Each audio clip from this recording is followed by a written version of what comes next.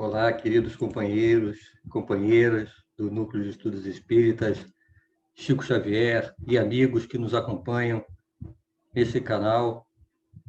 É com muita alegria que, mais uma vez, nos encontramos aqui para realizarmos um estudo da doutrina espírita.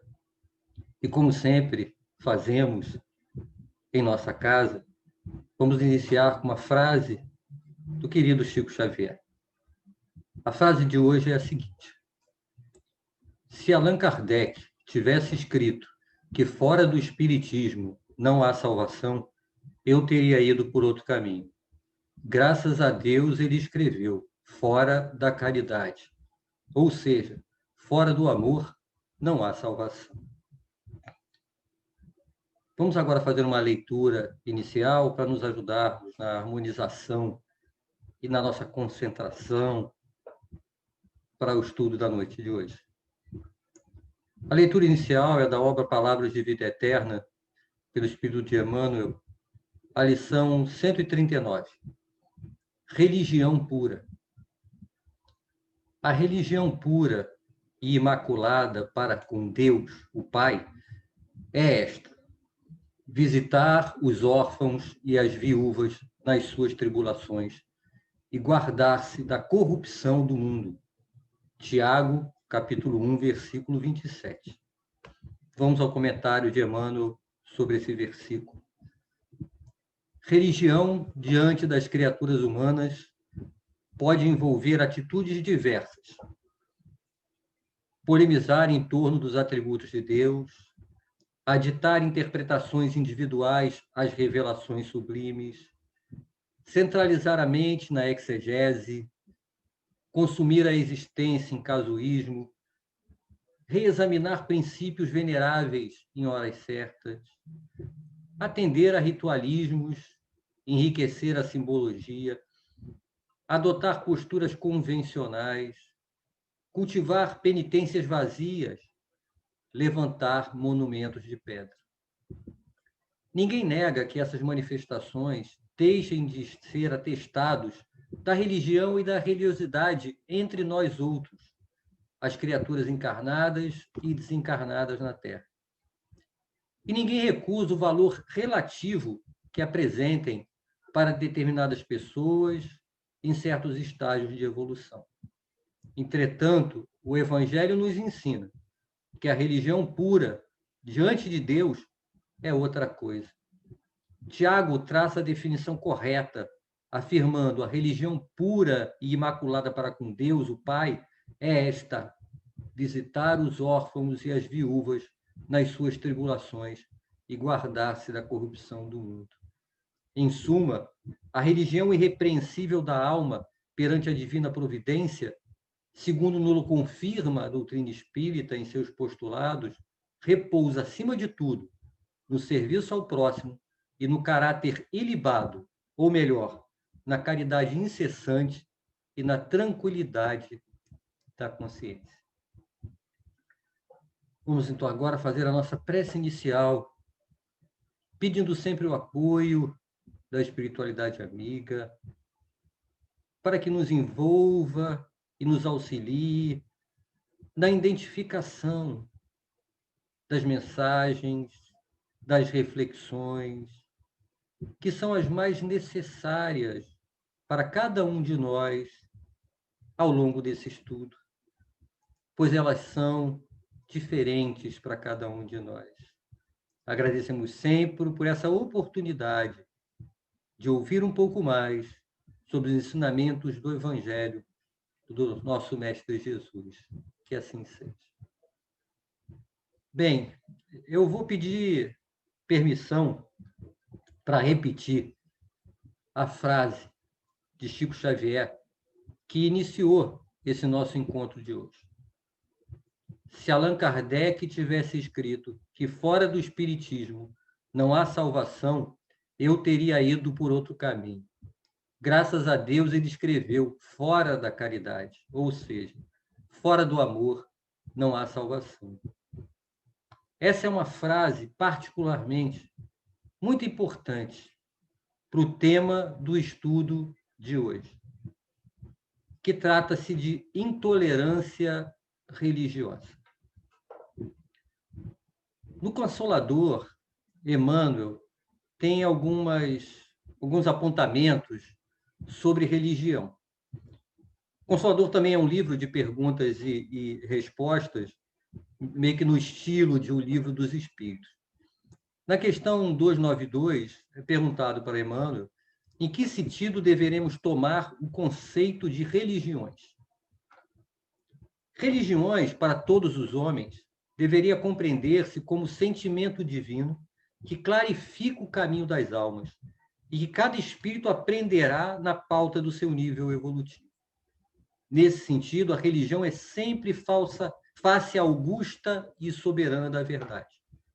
Porém, na inquietação que lhes caracteriza a existência na Terra, os homens se dividiram em numerosas religiões, como se a fé também pudesse ter fronteira, à semelhança das pátrias materiais, tantas vezes mergulhadas no egoísmo e na ambição de seus filhos. Dessa falsa interpretação têm nascido no mundo as lutas antifraternais e as dissensões religiosas de todos os tempos. Qual é o quadro dessa diversidade de religiões em nosso planeta? Porque Emmanuel aponta que o conceito de religião ele é geral para todos, mas que o homem acabou, ao longo da sua história aqui na humanidade terrena, dividindo-se em religiões. Eu consultei na internet um grupo de pesquisa, o Pew Research Center, que faz e atualiza periodicamente essa percepção da distribuição da população mundial por religião.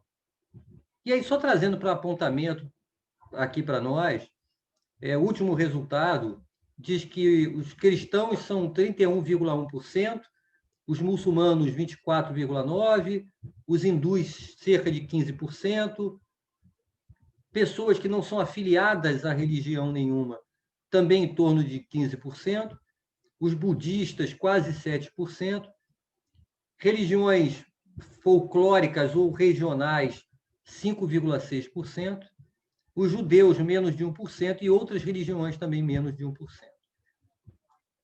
Será que esse quadro mundial de distribuição e diversidade também acontece aqui no Brasil? O último censo oficial que tivemos aqui no Brasil foi de 2010. E nesse censo indica que os católicos romanos são 65%, o total de evangélicos, e aí juntando evangélicos pentecostais, neopentecostais, evangélicos de missão e evangélicos não determinados ou encaixados nessas categorias, num total de 22,4%. Os espíritas, 2%. Umbandistas e candomblecistas, menos de 0,5%. Outras religiosidades, 2,7%. E sem religião alguma, 8%. O que reforça essa visão de diversidade de religiões em nosso planeta. Tendo, inclusive, irmãos e irmãs que declaram que não tem nenhuma religião. Aqui no Brasil, independente de qual religião tem um maior número nesse momento, a diversidade também se apresenta. E aí pode vir em nós aquela pergunta: qual desses grupos estará certo? Será que há salvação garantida para alguns e condenação certa para outros, levando em conta o critério de qual religião professam? Na obra Ação e Reação, de André Luiz, no capítulo 11, chamado O Templo e o Parlatório, André está acompanhado de Hilário e do assistente Silas, e eles vão visitar um templo exterior, a Mansão da Paz, que é uma notável escola de reajuste, dirigida pelo instrutor Druso. Eles vão até esse templo, que fica fora da mansão, e o que eles encontram lá? O ambiente que André descreve é como se parecesse uma grande capela, com uma cruz radiante, numa mesa totalmente branca. Essa cruz era o único símbolo religioso que existia naquele ambiente. Tudo muito simples. E André também cita que cerca de 200 entidades diversas encontravam-se enfileiradas em frente a uns nichos vazios. Algumas pessoas estavam em pé, muitas de joelho. E aí o André faz, poxa, mas por que a pessoa está aqui em frente a esse buraco, esse nicho vazio aqui? E aí Silas sinaliza para o André para que ele concentre mentalmente, sintonizando a uma irmã de cabelos grisalhos que orava em frente a um nicho. E o André vê que aquele nicho antes vazio começa a apresentar a imagem de Maria Santíssima. O instrutor esclarece que ali se apresentam para fazer suas preces devotos de grandes heróis do cristianismo em diversos cultos da fé, tanto desencarnados quanto encarnados no desdobramento através do sono. E aí o André vai começando a olhar para algumas daquelas pessoas, daqueles espíritos que estavam ali. E ele fica aqui num nicho, para uma outra tinha Santa Teresa do Menino Jesus. Em outra, uma terceira irmã, o nicho apresentava de forma clara e inquestionável Dr. Bezerra de Menezes. E essa frase, essa passagem, lembra uma frase do Chico, né, quando questionaram uma vez para ele sobre essa diversidade de caminhos e religiões, e o Chico falou, olha, meu amigo, cada um recebe no seu guichê. Aqui mesmo, esse ambiente que a gente viu apresentado por André em Ação e Reação, de um ambiente que é frequentado para preces de pessoas de diversas religiões, no caso do André, todas cristãs, do exemplo que ele traz, mas aqui mesmo no mundo material, a gente encontra experiências bastante interessantes desses espaços de prece, espaços ecumênicos, onde você tem várias religiões frequentando aquele espaço. Existe um espaço ecumênico do Barra Shopping. Foi ativo durante mais de 20 anos. No momento, ele está desativado. Mas que local era aquele? No meio do shopping, aquele lugar de consumo, de agitação, né, para muitos companheiros, né, de extravasar a questão da aquisição de bens materiais, tinha um espacinho, uma portinha, muito simples o espaço, pequeno, simples, onde horários diversos ao longo da semana realizavam-se palestras, cultos das mais diversas religiões. Aquele local era o que se pode chamar com convicção, um ponto de luz. A energia de amor, de fraternidade, de bondade impregnada ali era extremamente impactante para qualquer um que entrasse naquele local. Mas uma pergunta persiste, talvez, para nós. Qual a melhor religião? Eu trago para vocês um diálogo que houve entre o teólogo brasileiro Leonardo Boff e o Dalai Lama. O Leonardo Boff conta que estavam numa mesa redonda sobre religião e paz entre os povos, né? E ele e o Dalai Lama participavam, entre outras pessoas. E aí o Leonardo Boff, segundo ele mesmo relata, com interesse teológico, mas um pouco maliciosamente, perguntou para o Dalai Lama: Santidade, qual é a melhor religião? Ele esperava que o Dalai Lama respondesse que é o budismo tibetano, ou as religiões orientais, muito mais antigas do que o cristianismo. O Dalai Lama fez uma pequena pausa, deu um sorriso, olhou Leonardo Boff bem nos olhos e afirmou: a melhor religião é a que mais te aproxima de Deus, do infinito. É aquela que te faz melhor. E aí, para tentar sair da perplexidade que se encontra, o Leonardo Boff complementa, mas o que me faz melhor?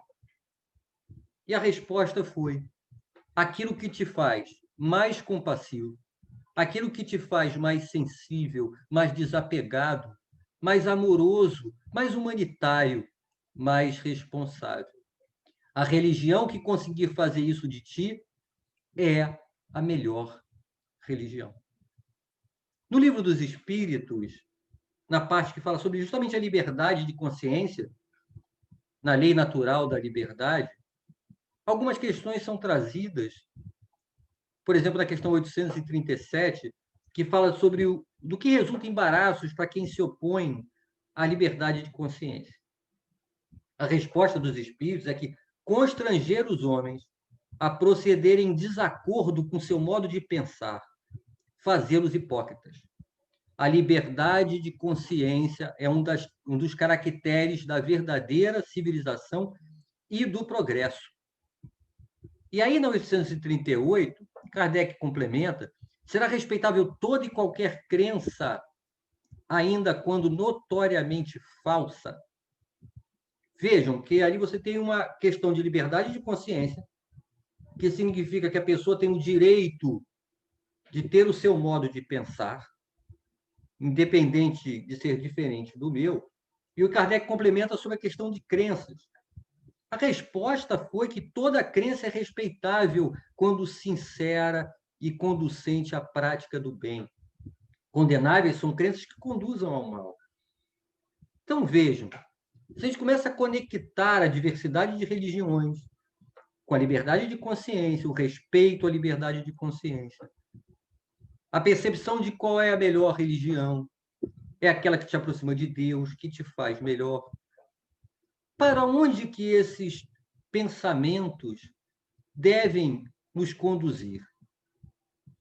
Kardec comenta, após a questão 840, que reprimir os atos exteriores de uma crença, quando acarretam qualquer prejuízo a terceiros, não é atentar contra a liberdade de consciência. Então, a gente está falando, complementando também a questão 837, quando você tem uma crença e quem está atuando naquela crença leva prejuízo a outras pessoas, aí a gente não está falando de questão de liberdade de consciência. Mas o fato de eu ter crenças diversas que conduzam as pessoas ao caminho do bem, eu tenho que respeitar essa liberdade de consciência. Eu tenho que enxergar essa diversidade, na verdade, de uma forma mais positiva. A 842, Kardec pergunta como é que eu reconheço, quais os indícios que eu tenho, dentre todas as doutrinas que alimentam a pretensão de ser a única expressão da verdade, e aí é uma questão, né, eu tenho uma verdade, a minha é que é a verdadeira verdade. E aí, por isso, Kardec pergunta, mas como é que eu reconheço aqui está mais num caminho?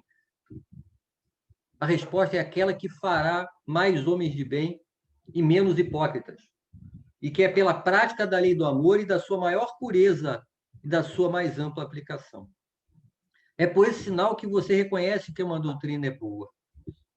Agora, se a doutrina que tiver semeando desunião, está tentando separar, incentivar sectarismo, separação entre os filhos de Deus, você tem que estar atento a ela. O adendo de reflexão que eu trago é para que a gente não confunda determinada religião, aquela crença, a sua representatividade com os indivíduos específicos. Porque dentro da diversidade da religião, nós vamos ter comportamentos das pessoas, dos espíritos encarnados, de acordo com o nosso nível evolutivo, de uma maneira geral. Então, encontraremos pontos de comportamentos equivocados. Não podemos, com isso, por causa do comportamento equivocado de algum companheiro que professa determinada religião, pegar aquilo, carimbar, não posso carimbar nem nele, só que às vezes a gente carimba não só nele, mas naquela instituição, ou até naquela religião como um todo. Mas aí eu pergunto para vocês, quantas pessoas de bem você conhece que professam outras religiões? Indivíduos não espíritas, cujo comportamento visa ajudar quem precisa. Grupos, coletividades que não têm conexão com o espiritismo, mas que promovem ações de socorro aos necessitados de toda a ordem. Quantas referências de comportamento há para a humanidade de pessoas de outras religiões que não a nossa? Gandhi, Madre Teresa de Calcutá, Dalai Lama, Francisco de Assis, Satya Sai Baba, e lideranças religiosas várias. que exemplificam sua fé através de suas obras. E já que eu citei o nome de Mahatma Gandhi, ele tem uma frase que vai nos ajudar muito nesse nosso trabalho interno em relação à intolerância religiosa. Ele nos diz que as religiões são caminhos diferentes convergindo para o mesmo ponto. Que importância faz se seguimos por caminhos diferentes desde que alcancemos o mesmo objetivo? Além disso, companheiros, quantos irmãos e irmãs nossos estavam caminhando equivocadamente, prejudicando os outros e a si mesmos, e ao se converterem a alguma religião, ajustaram seus passos ao caminho correto, reconheceram seus erros, arrependeram-se e buscam a reparação deles. Muitos mudaram radicalmente o seu ponto de vista em relação à vida, seus objetivos, qual é o sentido da vida, ao se converterem a uma determinada religião, não importa qual. E aí entra um ponto de atenção e cuidado para todos nós que temos a nossa convicção religiosa, que é o fanatismo. E não tentem me dizer que a doutrina espírita, por ser a fé raciocinada, não existem espíritas fanáticos. Tem sim. Divulgar a doutrina é uma coisa. Esclarecer para quem nos procura sobre os postulados do espiritismo é uma coisa. Buscar consolar quem sofre, tendo como base o Evangelho de Jesus, segundo o Espiritismo, é uma coisa. Outra bem diferente é agir com a intenção de converter os companheiros de jornada que buscam caminhar na direção do Pai por outros caminhos. Querer forçar convicções aos outros para seguirem a sua religião é um dos aspectos do fanatismo. Existem vários outros aspectos, e é necessário que fiquemos muito atentos em relação a estes. Além disso, nós espíritas temos que nos lembrar da multiplicidade das existências, das reencarnações. Já tivemos várias antes. Por quantas religiões já passamos? E vou ter várias encarnações ainda. Por quantas religiões passaremos? Nessa religião, nessa encarnação, eu sou espírita. Na passada, qual religião que eu seguia? Ah, mas agora que eu sou espírita, todas as minhas próximas encarnações eu vou ser espírita também. Quem garante isso? Ah, mas e se eu não for? Se eu não for, você vai dar continuidade ao seu processo de evolução, independente de qual caminho você esteja seguindo. Voltando ao Consolador, a questão 296, só para reforçar isso, há o questionamento de se o espírito, antes de reencarnar, escolhe também as crenças ou cultos a que se deverá submeter nas experiências da vida. A resposta é que todos os espíritos reencarnados no planeta trazem consigo a ideia de Deus, identificando-se de modo geral nesse sagrado princípio. Os cultos terrestres, porém, são exteriorizações desse princípio divino, dentro do mundo convencional, depreendendo-se que daí é uma verdade só, mas que as seitas terrestres são experiências materiais que levam à evolução. E dependendo da preferência de cada um no seu estado evolutivo, naquilo que se reconhecerá melhor, onde poderá dar os passos de forma mais firme, é que você vai ter essa tua experiência. E ela vai estar sempre de acordo com o estado íntimo daquele espírito. O planejamento reencarnatório, a gente sabe, com os apoios dos nossos mentores, sempre vai visar nos colocar nas condições que são as condições melhores para o nosso processo de crescimento, de evolução. E se ao identificar que isso acontece dentro de um determinado caminho, de uma religião, é lá que estaremos.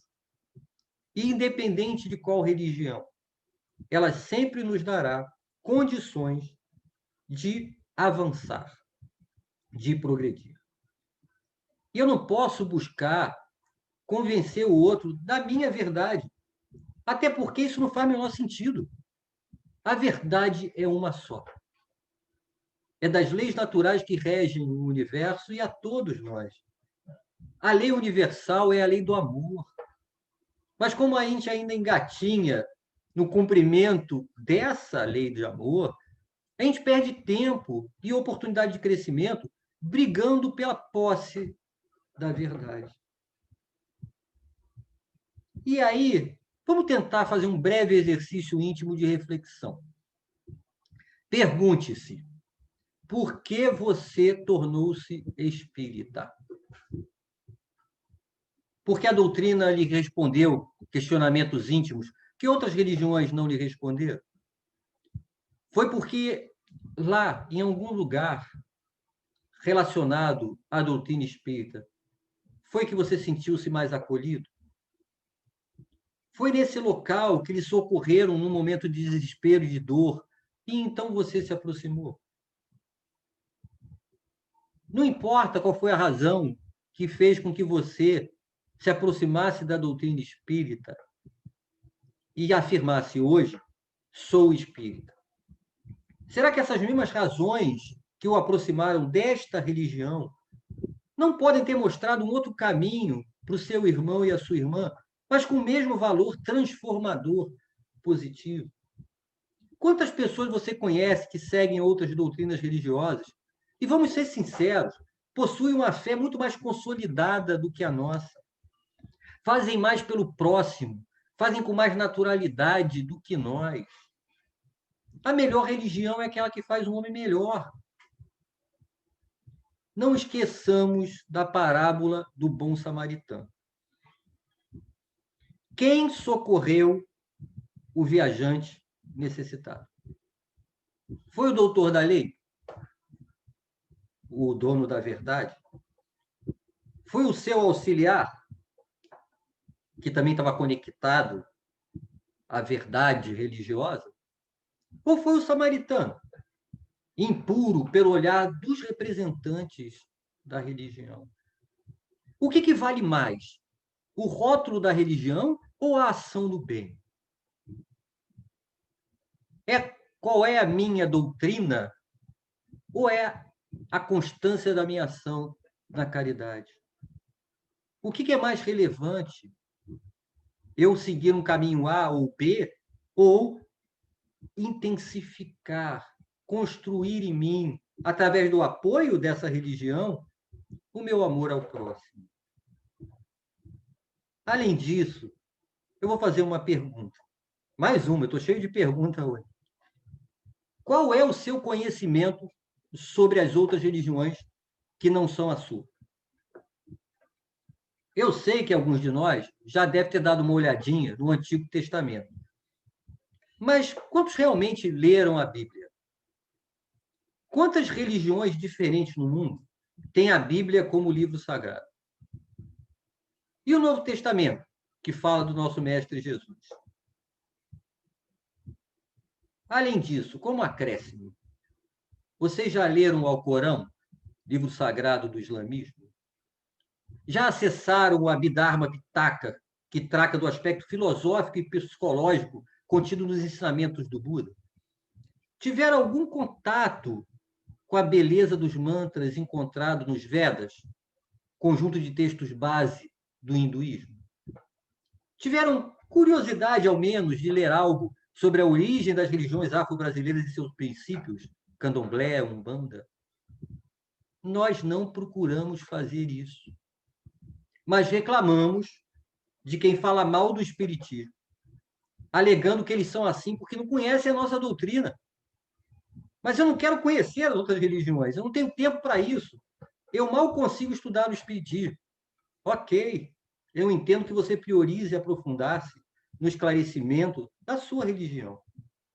Mas, por favor, respeite a religião dos outros, da mesma forma que você gostaria que os outros respeitassem a sua. Temos experiências, oportunidades de experiências, que não são de aprofundar no estudo dos livros sagrados, mas de encontros onde ter contatos com pessoas que professam outras religiões e perguntar para eles, mas perguntar com um olhar. Existe um evento, por exemplo, aqui no Rio de Janeiro, chamado Expo Religião. Acontece anualmente ali na Biblioteca Parque, no centro da cidade. Em 2019, foram 4 dias de evento com representantes de 16 religiões diferentes.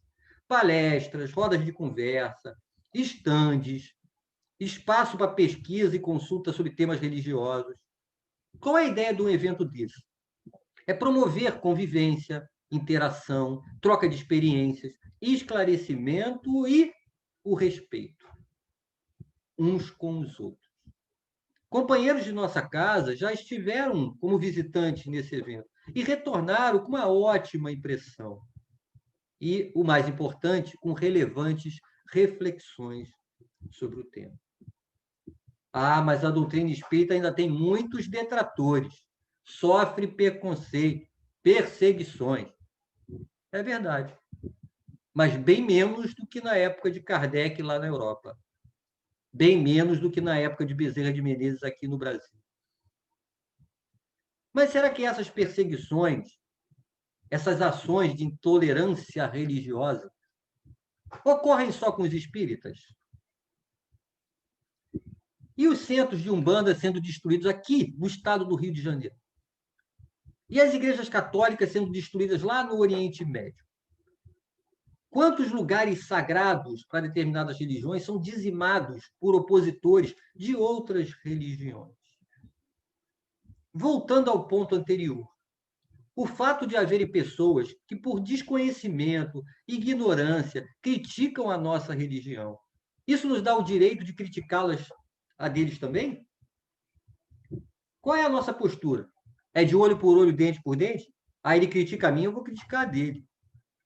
Ou já deveríamos estar praticando o pagar o mal com o bem que nosso Mestre Jesus nos recomendou? Usar a religião como pretexto para darmos vazão ao que há pior em nós já levou a humanidade à Inquisição, às cruzadas e a inúmeras guerras. Somos todos irmãos, filhos do mesmo Pai, seguindo ou não os mesmos caminhos para chegar até Ele. Isso não faz diferença. Se uma amiga sua lhe convida a acompanhá-la a um culto, louvor, pregação, cerimônia, trabalho em seu templo religioso, você iria? Caso fosse, iria com que olhar? Qual intenção? Para avaliar, comparar, julgar, criticar? Ou iria para desfrutar de momentos de paz e serenidade? Para encontrar Deus naquele lugar? Mas, Ivair, como eu vou encontrar Deus lá se não é da minha religião? A prática é diferente. Os dogmas são outros. Quem está lá não acredita exatamente no que eu acredito. Ora, se vários irmãos, inclusive a sua amiga, estão lá buscando contato com Deus, sinceramente, através da sua fé, não há como ter dúvidas da presença de Deus lá. Ao ir a algum templo religioso, de qualquer natureza, busque adentrar nele com seu olhar ajustado aos esclarecimentos da doutrina espírita. Lá estarão presentes trabalhadores da espiritualidade que atuam no acolhimento, na orientação, sustentação daqueles irmãos. Ou você acha que é só na casa espírita que existem equipes de desencarnados trabalhando no bem? Eles não se importam se quem está lá os chamam de espíritos, anjos, entidades ancestrais, ou sequer se acreditam na existência deles. E o poder da prece?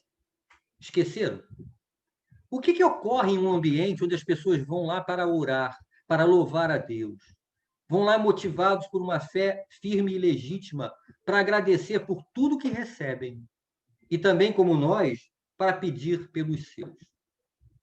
Em alguns ambientes propícios à meditação, ao exercício do autoconhecimento. São lugares que realizam-se tarefas de caridade e que dali partem movimentos de ajuda ao próximo, aos mais carentes. E aí eu lhe pergunto, não dá para encontrar Deus num lugar como esse? Chico Xavier, no famoso programa Pinga Fogo, respondendo uma questão que foi feita a ele sobre os milagres da Igreja Católica, ele menciona o seu contato com a Igreja Católica em sua infância, que ele frequentava as missas com o mesmo respeito que frequentava, naquela época do Pinga-Fogo, as reuniões espíritas cristãs. E mais, que ele teve a oportunidade de testemunhar, com a sua mediunidade, a presença e a ação de espíritos santificados naquelas missas, naqueles encontros. E complementa que os espíritos nos ensinam que estamos apenas em faixas diferentes de interpretação, mas somos uma família só. É claro que a intolerância religiosa ainda é uma realidade em nossa sociedade. Tanto é que é crime. Nós temos legislações, né, questões de normas jurídicas, até no inciso da liberdade de consciência e crença na Constituição de 1988, que nos respaldam em relação à indicação de que a intolerância religiosa é crime. Mas, da minha parte, como é que eu posso ajudar a combater a intolerância religiosa que ainda existe na nossa sociedade?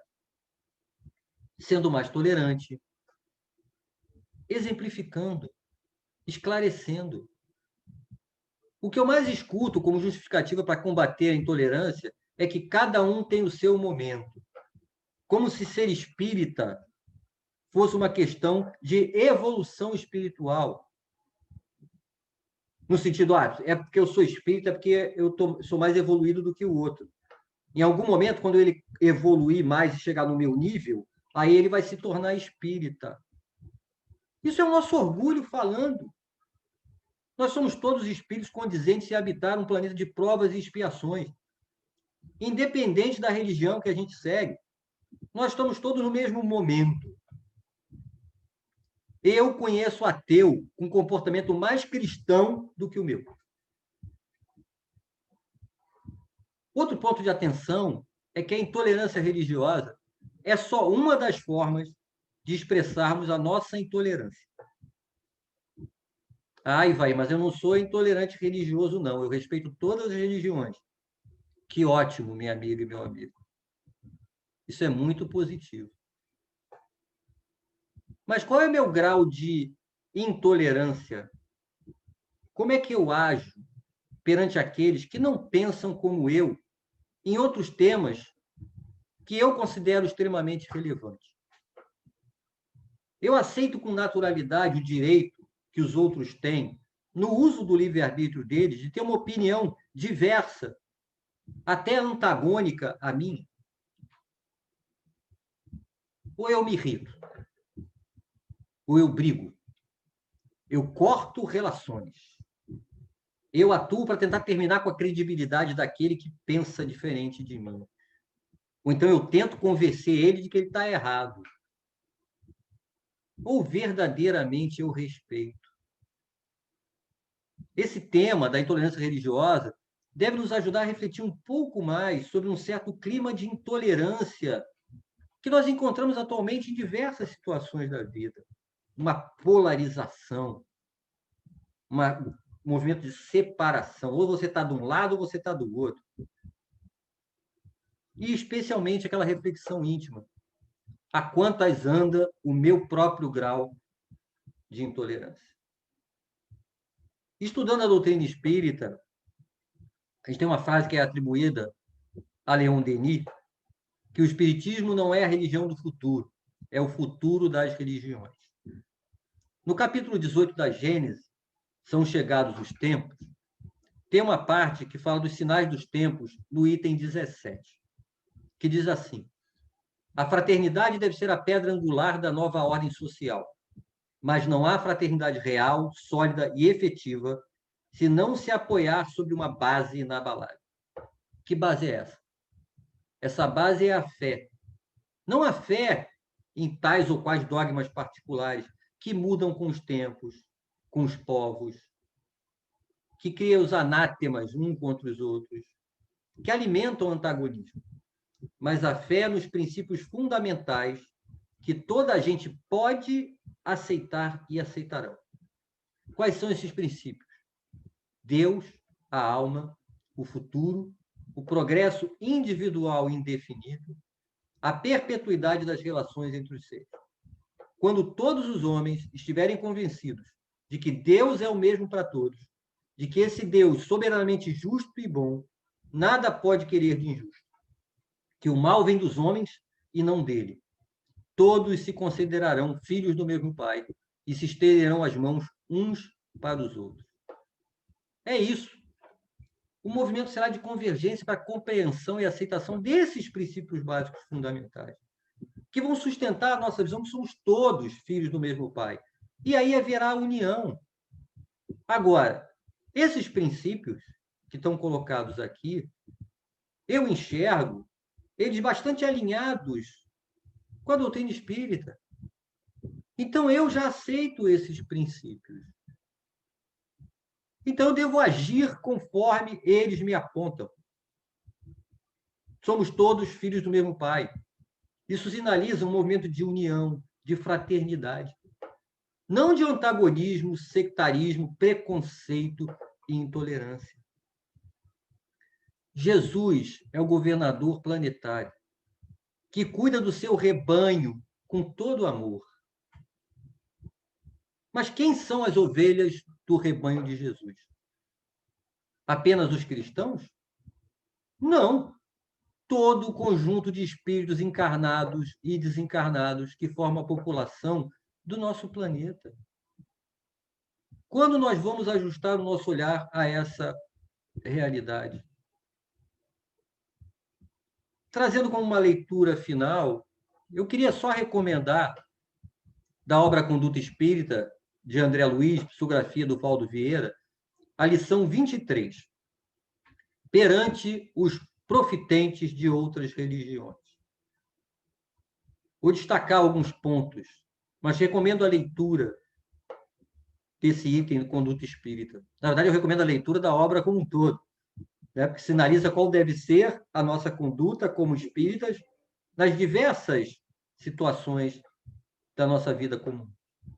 Mas essa especificamente que fala de como deve ser a nossa conduta espírita em relação àqueles que seguem outras religiões.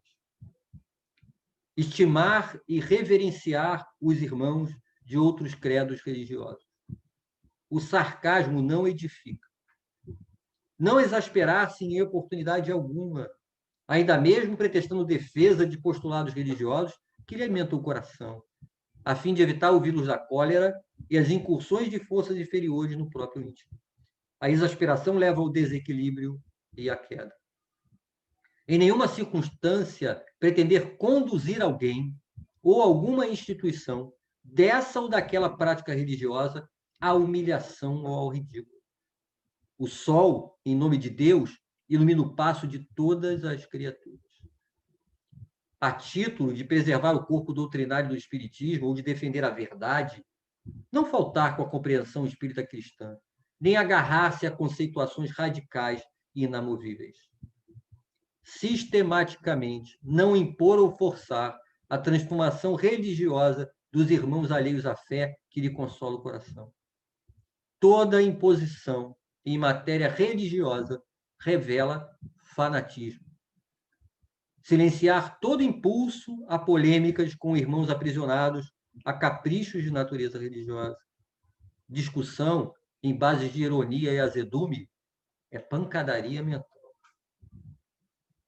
Trazendo apenas uma frase do versículo 5, capítulo 5, versículo 9 de Tiago: irmãos, não vos queixeis uns contra os outros, para que não sejais condenados.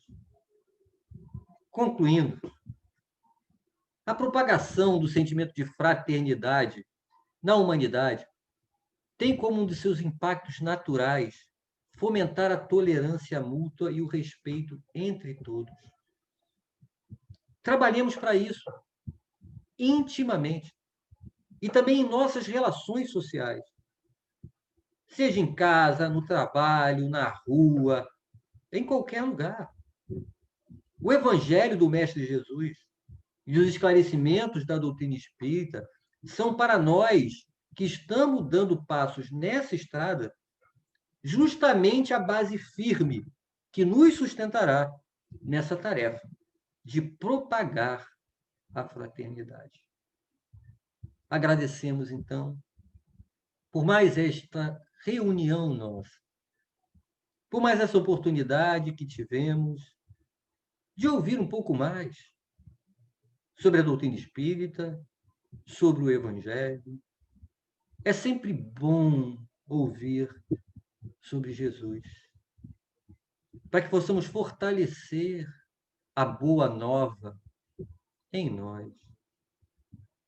Porque este é o movimento que nos levará para frente. O movimento e o local que nós escolhemos para seguir os nossos passos. Entendamos que outros irmãos nossos seguem outros caminhos, mas que também levam ao Pai. Muito obrigado por tudo, Pai de amor, misericórdia, sabedoria e justiça, por tudo que nos acontece em nossa vida. Que assim seja, graças a Deus. Muito obrigado, meus irmãos e minhas irmãs. Até o nosso próximo estudo. Um grande abraço.